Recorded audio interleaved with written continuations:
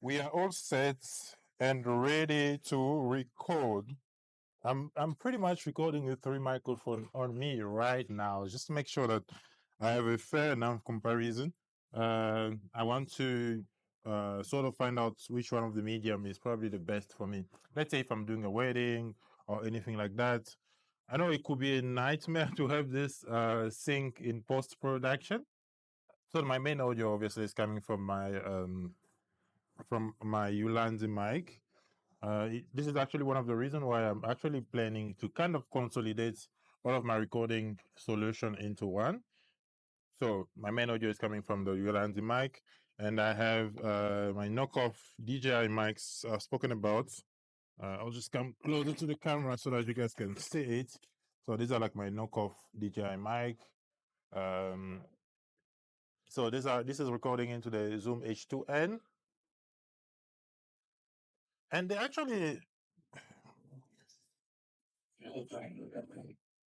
are pretty convenient. And I can check the levels over here. So I did like a small test before I recorded them. And I also am recording with one of my dreaded solution. These ones, I've spoken about them as well on the last video. I think I need to keep looking a bit more at the camera.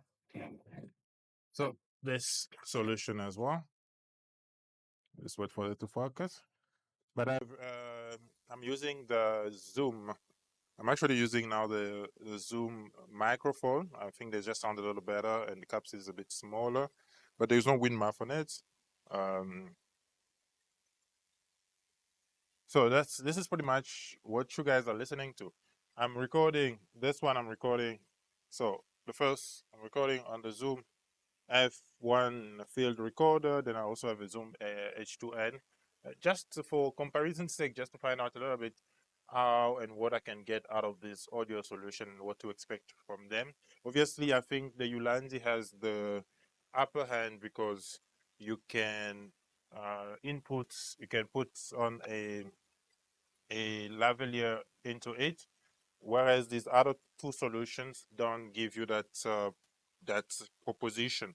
So that's a little bit of a bumper, but I mean, when it's just something on the go, I think especially this one, the knockoff DJI is probably one of the good ones because I think on this one, I've never really had a drop um, of interference or drop of signal.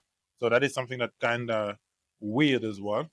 These ones, this one on the other side, they are UHF. So if you find really a good signal, you can pretty much be interference free, and wherever you go out, wherever far you go, the connection is really the signal, as long as there is no antennas or anything like that, the signal is pretty strong, and it's probably one of the most reliable systems, especially if you put it on the right channel.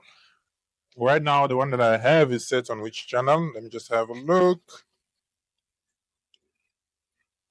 It's set on 628.8. So the frequency, that's the frequency it's set on to. And it pairs automatically, which is really good.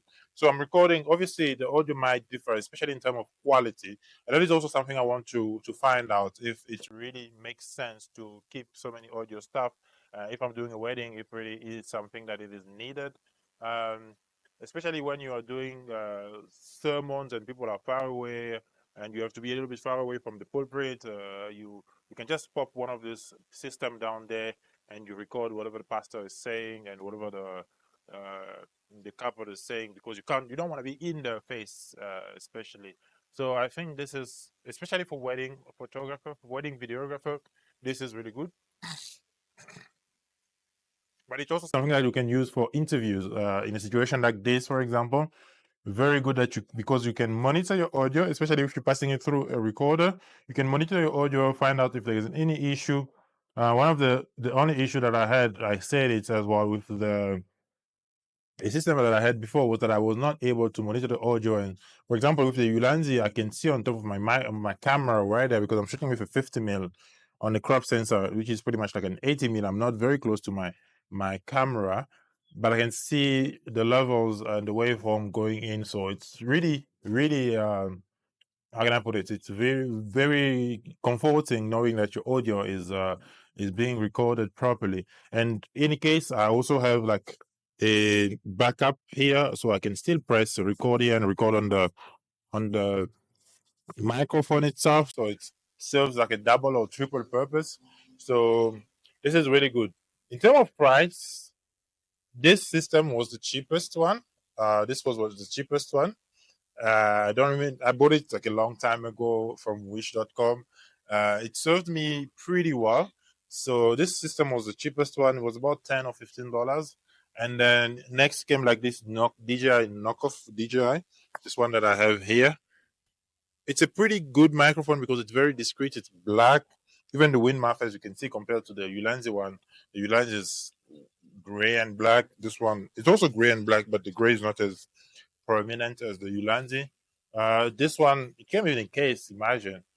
This was, I think, if I'm not mistaken, about $40 or 45 or so, somewhere there. And then obviously the most expensive one is my Ulanzi, but still way cheaper than the DJI mic. It's 3 times cheaper than the DJI mic, if not just about three 3 times cheaper. Yeah, it's definitely 3 times cheaper because you can get it for about $85 or $89 plus shipping. So it's somewhere there. So I hope the audio sounds good. I literally have 3 audio sources. So one is going straight into the camera, and I have 2 ones that are going into recorders. The one in the recorders probably might sound a little bit better because obviously recorders have better audio quality. I'll put this into Premiere. I'll edit this video into Premiere as much as I don't use much of it anymore. I'm now using CapCut because I just believe it's a little bit faster. Or I'll edit into the CapCut and see which effect I can do that because CapCut's really enjoying it because you have everything in there. The issue I had Premiere is quite a lot. So that I'll talk about in the video that is coming right after this one, and you guys will find out why I moved from Premiere to CapCut. So, yeah, what do you guys think about this 3 microphone, and what do you make of them? Would you buy any of them, or would you buy the Ulanzi? Probably for me, the winner is Ulanzi. As I say, I'm planning to pick another one, and this microphone just rocks. They are really, really good for creating on the go, and yeah. So I'll see you guys in the next video. Peace out.